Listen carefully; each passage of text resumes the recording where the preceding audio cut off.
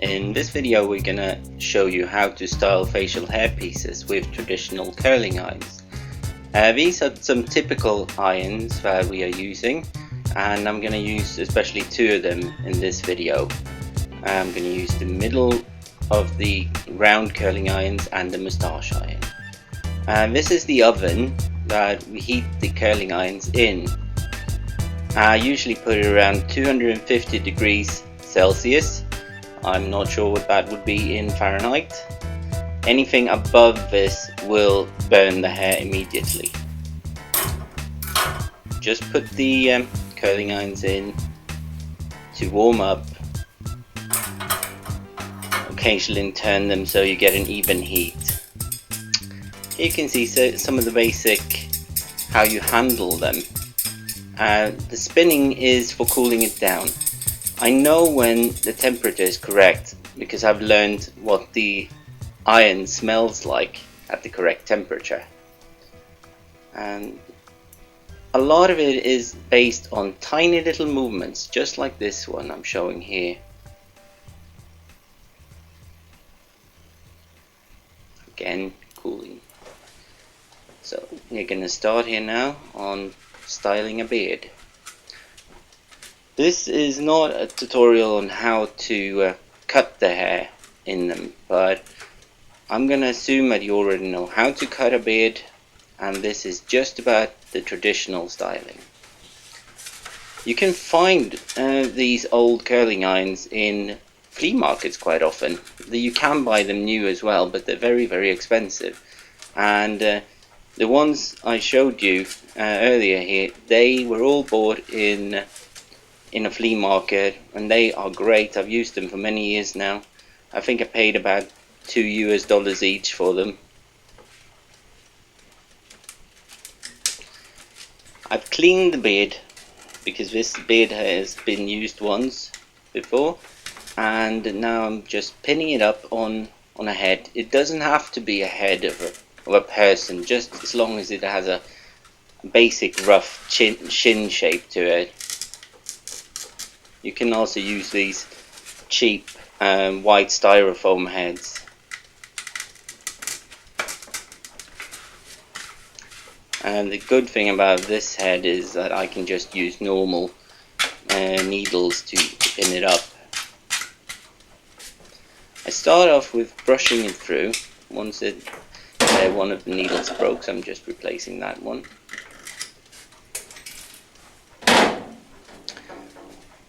You just brush the hair first to make sure you don't have any knots or any filth left from the glue. Just checking it thoroughly. And it's important that you put a lot of needles in because otherwise you get too much pressure on the lace and it will rip very easily. Now I'm just wetting it down with ordinary water a little bit to make sure that all the products from last time have been rinsed out, and also to get a completely nice flat and texture to it.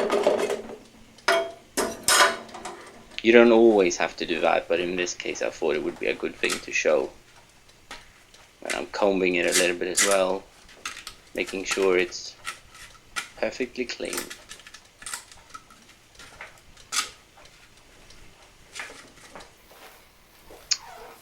I thought it was a bit unnecessary to show you how I'm drying it with the hair dryer. Pretty sure you can figure that one out. And the spray I'm putting on now is not a styling spray, it's a grease spray, shine spray. And I'm putting that in just to make it a bit easier to curl it later. Now you saw I was smelling the curling iron there to see so it wasn't too hot. And once you've smelled it a few times, you know. You don't have to have a fancy special made oven like the one I have. You can actually heat it over a gas flame. That's what they used to do in the old days. Or you can heat it on your stove. You can try the heat on a piece of paper as well, just to make sure that it's not too hot. because if you take an iron that is way too hot and put it in the hair, you will just burn it straight off. Especially important with light hair. Like see, I'm trimming a little bit more here because it's just the second time this beard has been used, and I would say that you have to keep cutting it at least 3 or 4 times, because you find hairs that weren't cut properly last time. Don't keep doing it every time though. So what I'm starting here with, you can see that I'm starting always from the top of the beard, and I'm working in little half semicircle shapes to get the hair coming away from the face, creating a nice rounded shape that will move with the face. And you're going to be very aware, Noel, that this is a multi-layered job, so I will be doing what more or less looks the same, maybe 5 or 10 times, but you're working your way slowly towards the goal, which is, like in this case, kind of a General Custer beard. I don't know if he was that grey, but the style that I'm imagining he had. So first I'm just lifting the entire beard, and then at the end of the process we are gonna add a little bit of waviness to it. You see, I'm shifting between different curling irons now. Let's see, that one is the bigger one. It's a rounded curling tong, and you can use that for almost everything. On the first picture I showed you, there were 3 versions of this particular one, and this is the middle one, and which I prefer for general work. I'm just making everything nice and round, going up and in.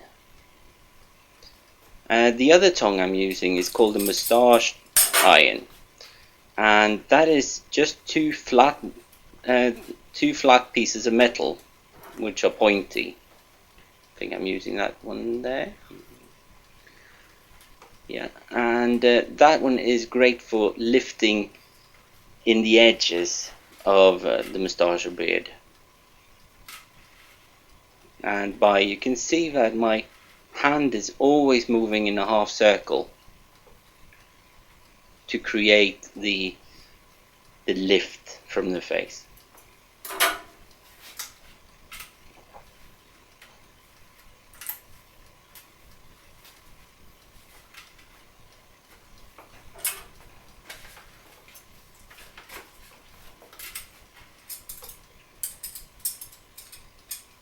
See, now the shape starts to come out a bit more. From the beginning it was just pointing straight downwards. I have heard of people that have tried and modified ordinary tools, like a pair of pliers and things, to work for this kind of thing with pretty good success. So that's something you could try as well. In the electronics world, you can find pretty good pliers that resembles moustache irons pretty much, and they can probably be used for this as well.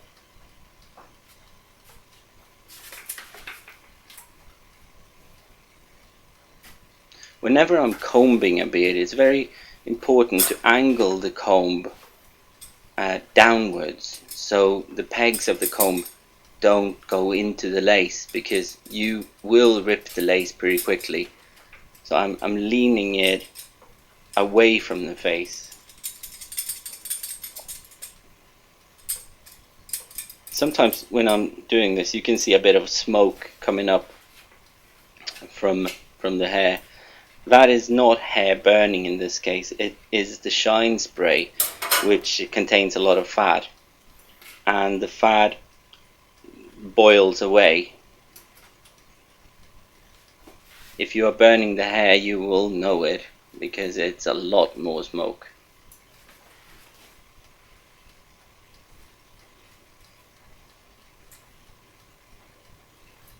It takes quite a lot of practice to get this working well, but fortunately enough, hair is, unless you're burning it, it can take incredible amount of abuse, and you can restyle a beard hundreds of times and the hair won't be damaged from just doing this.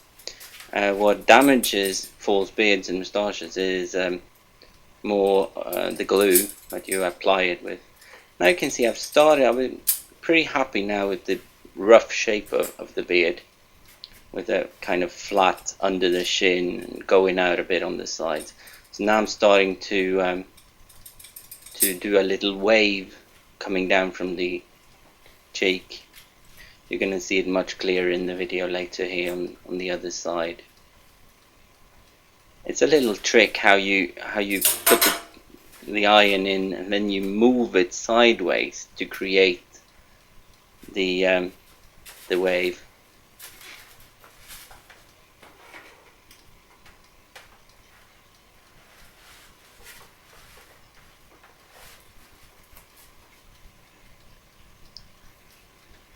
You see, I keep moving the head backwards and forwards quite a lot, because it's very important that you get a balance in it, so it's looking fairly the same on each side, unless you specifically want it to look different. Here, just under your lower lip, I like to lift it very high. So what I'm doing is I'm curling in little rolls of hair there, which I'm later gonna comb out, but it stays quite neatly in place with that. Looks crazy at the moment, but it will look good at the end.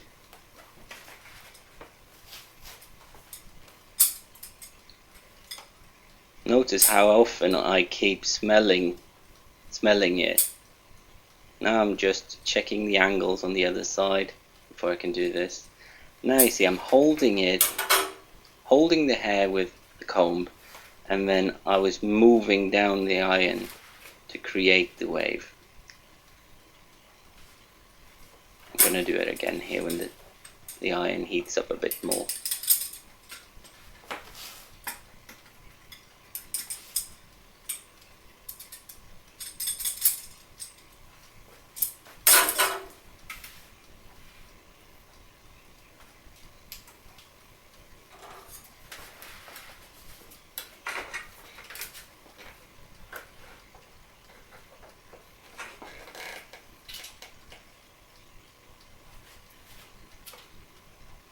I always lift it quite a lot up at the sideburn area as well, because when I put it on I want to be able to comb it down there, so it's not actually going to be that high when it comes onto the face, but I prefer to have it pretty high before I start. Now you're going to see how I'm faking the wave in it. Grabbing hold with the comb and just moving the tongue downwards.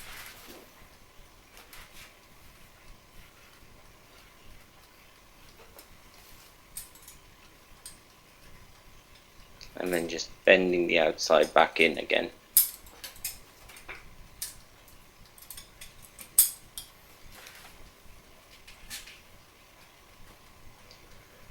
Sometimes you have to do things a bit odd looking when you're having it on the fake head, but sometimes I want to put some extra loose hair.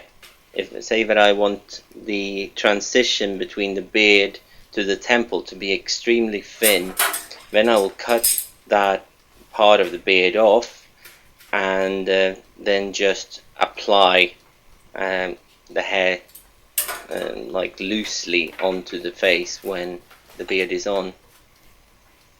It's a very efficient way of doing it for film, because with beards, lace is always a nightmare to hide. it crinkles, and you can get quite strange things happening with the lace. So sometimes I also cut the beard in 3 pieces to get better movement out of it. Now I just took some ordinary hairspray, and then I would just glue on the chin piece and the side pieces separately, and then the actor will be able to move better. Okay, we're moving on to the moustache.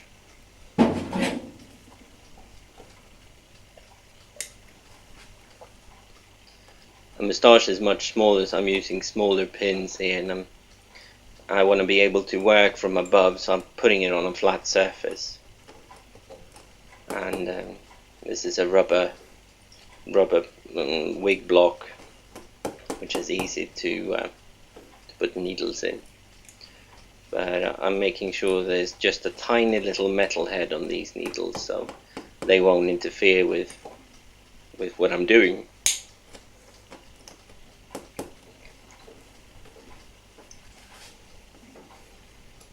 Again, quite a lot of needles.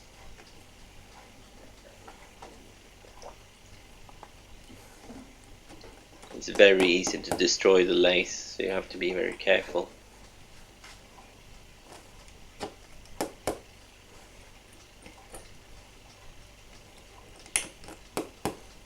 When I'm doing moustaches, sometimes I like to work with it sitting down and have the head on my lap, but for the sake of this video that was impossible, so I put it up on a holder.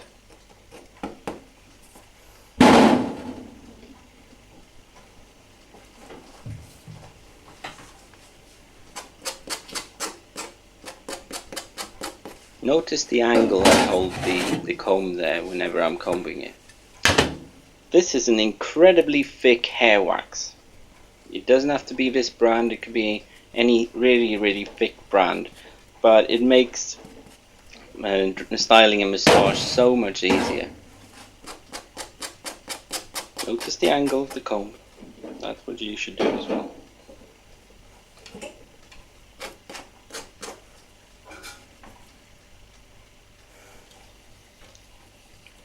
There, it was too hot. When you start learning how to smell the curling iron, you will burn your nose, and you will walk around with a little red dot on the tip of your nose for a while. You can always see in the makeup world who's just beginning to learn this. But it is the best way of doing it.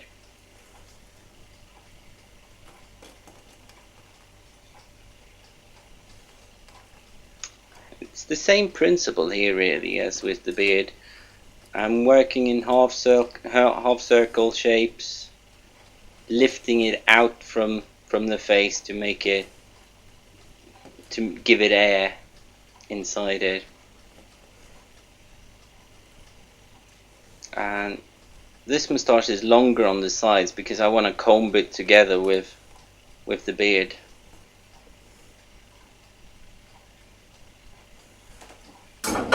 Because if you have it cut short all the way, it looks quite strange.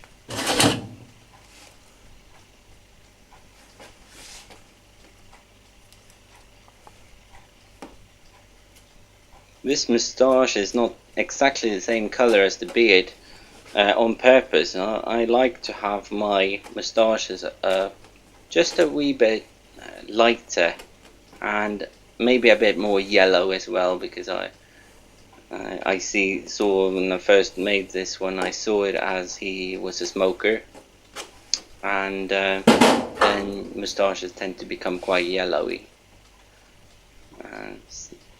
Cutting a little bit again there, the new hairs that come out or that you weren't completely 100% happy with from the last styling session.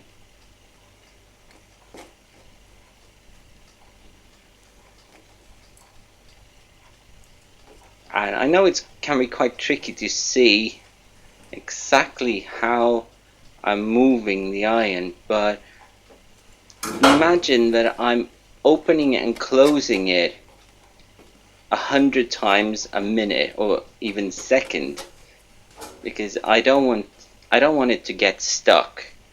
So I'm keeping opening and closing it, opening and closing it, opening and closing it, just to move along the hair. And the worst thing you can do is to put it in and turn it around, because you will have a hard crease with a 90-degree angle on it. It doesn't look real.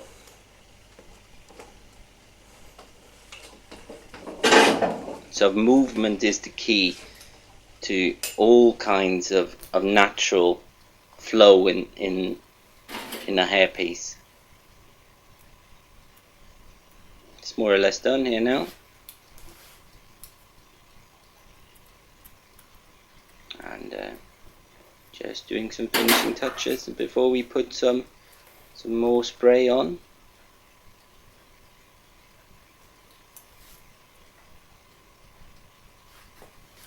Just a final lift there at the very top.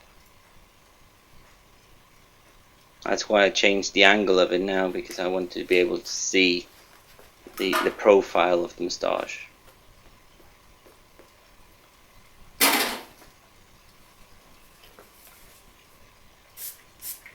Gentle spray, and then I'm taking out the iron again to just burn in at the very bottom. I'm just burning it slightly, burning the spray into it, and that gives a really nice little look that he's a smoker as well. Okay, here you get some stills of the moustache and beard together. You can see what I said earlier about the moustache being slightly lighter, but I think it gives a nice character touch here. That was it. I'm happy you watched it. Thank you very much and good luck.